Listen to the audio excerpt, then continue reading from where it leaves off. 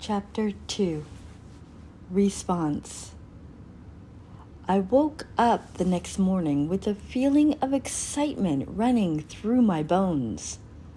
I took in a deep breath, filling my lungs with the crisp morning air. As I stretched my arms towards the sky, I relished the feeling of being alive. Today felt different. There was a new energy stirring within me. The day before, I had received a mysterious request from an anonymous person.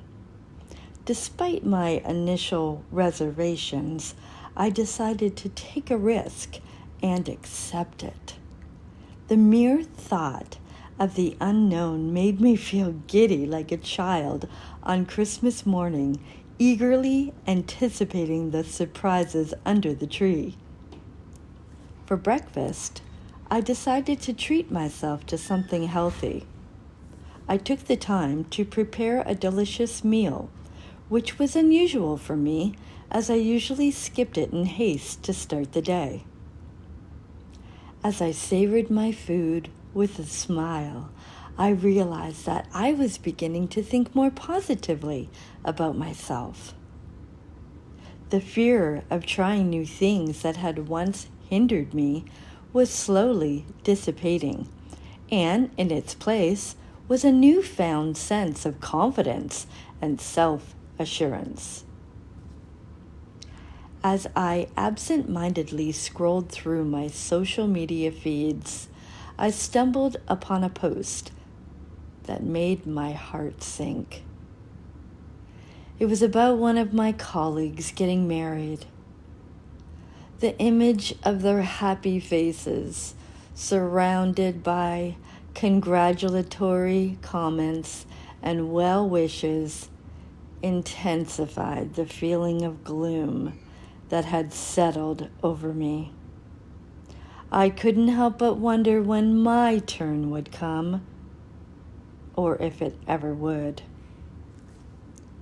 As I contemplated going to the upcoming dance, I felt disappointed. I frantically searched through my closet, hoping to find something that would make me feel confident and beautiful.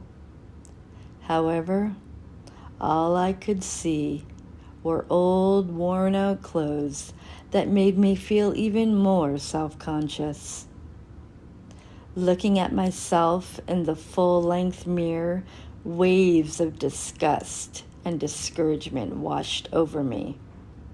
I couldn't help but think, why would anyone want to be with me? The more I looked at myself, the more convinced I became that I was not good enough.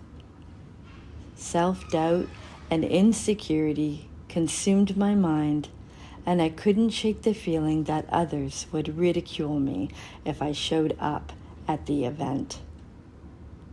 Just the idea of being judged and rejected was overwhelming, and I couldn't help but feel like I didn't belong at such an event. It was as if an internal battle was raging inside me, with thoughts of defeat and inadequacy fighting for control of my mind.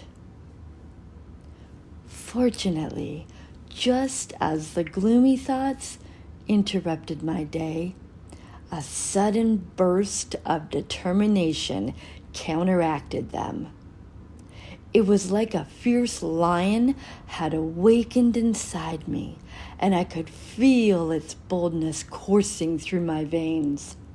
With a triumphant roar that echoed through the empty halls of my house, I shouted, "Someone went through a lot for me.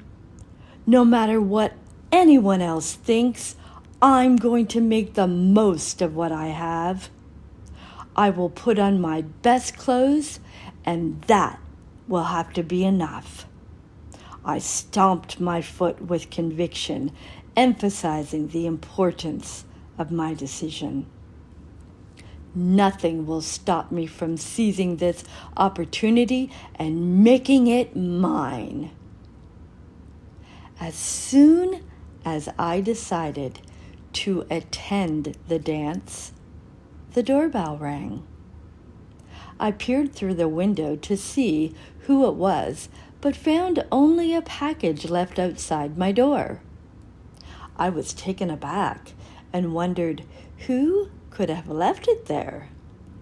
Just a few days ago, I would have been too afraid to step outside my house to retrieve an unknown package. However, I started to feel a newfound strength that made me more curious and bolder. So I decided to venture outside and grab the package. While examining it, I noticed that it had the same seal as the invitation, which further piqued my interest. I carefully removed the lid off the box and gasped in awe as I spotted the item inside. It was a magnificent dress, the whitest white I had ever seen, almost as if it was glowing with the hues of every color in the rainbow. The fabric was soft to the touch, and the delicate details made it look like a work of art. I have never owned anything as exquisite as this dress in my entire life. In amazement, I held it against my body and said, "Wow, somebody sent this to me to wear to the special dance. I will look amazing in such a sensational dress, but I wonder if it will fit me." I could hardly contain my excitement, so I picked it up and the dress and I ran to try it on. As I slipped the glamorous garment over me, I was thrilled to see that it was a perfect fit, as if someone had specifically tailored it for me. The material felt soothing against my skin and made me feel like a royal princess. As the dress rested upon me, I became overwhelmed with passion that surged through me like lightning. It was like a powerful current that caused me to drop to my knees. It felt like two forces were flowing into me simultaneously. One brought a cleansing, accompanied by a refreshing sensation penetrating deep into my heart's broken and dark places. I don't know how many hours had passed as I cried and I sobbed until I couldn't cry anymore. But when I eventually got up from the floor, I felt an indescribable feeling of joy. It seemed like a heavy burden that had been weighing me down for far too long had finally been lifted off my shoulders. The sense of relief was so overwhelming that I felt like I could conquer anything that came my way. I realized that I had to make time for the upcoming dance no matter what. I tasted something so delicious that it left me yearning for more. The flavor lingered on my tongue, tantalizing me. With childlike excitement, I started counting down the days until the special occasion. Every moment felt like an eternity, yet I found myself looking forward to it with great expectancy. Job 29:14. I put on righteousness, and it clothed me. My justice was like a robe and a turban. Psalm 30, verse 11. You have turned my mourning into joyful dancing. You have taken away my clothes of mourning and clothed me with joy, that I may sing praises to you and not be silent. O Lord my God, I will give you thanks forever. Psalm 34, verse 8. Taste and see that the Lord is good. Oh, the joys of those who take refuge in him. Isaiah 61, verse 1. The Spirit of the Sovereign Lord is upon me, for the Lord has anointed me to bring good news to the poor. He has sent me to comfort the brokenhearted and to proclaim that captives will be released and prisoners will be freed. Jeremiah 20, verse 9. But if I say, I'll never mention the Lord or speak in his name, his word burns in my heart like a fire. It's like a fire in my bones. I am worn out trying to hold it in. I can't do it. Romans 10, verse 10. For it is by believing in your heart that you are made right with God, and it is by openly declaring your faith that you are saved. Galatians 1, verse 10. For am I now seeking the approval of man or of God? Or am I trying to please man? If I were still trying to please man, I would not be a servant of Christ. Hebrews 12, verses 1 and 2.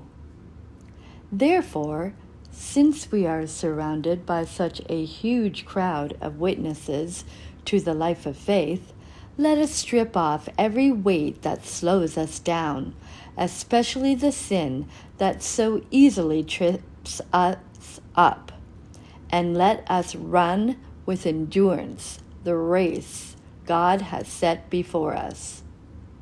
1 John 4, verse 18. There is no fear in love, but perfect love casts out fear, because fear involves torment. But he who fears has not been made perfect in love. 1 Peter 1, verses 8 and 9.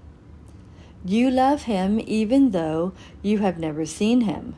Though you do not see him now, you trust him, and you rejoice with a glorious, inexpressible joy. The reward for trusting him will be the salvation of your souls. 1 John 1, verse 7. But if we are living in the light, as God is in the light, then we have fellowship with each other, and the blood of Jesus, his Son, cleanses us from all sin. Matthew 11, verses 28 to 30. Come to me, all who are weary and heavy laden, and I will give you rest. Take my yoke upon you, and learn from me, for I am gentle and humble in heart, and you will find rest for your souls. For my yoke is easy, and my burden is light. Matthew 18, verses 2 to 4. Then Jesus called a little child to him, set him in the midst of them, and said, Assuredly I say to you, unless you are converted and become as little children, you will by no means enter the kingdom of heaven. Therefore, whoever humbles himself as this little child is the greatest in the kingdom of heaven.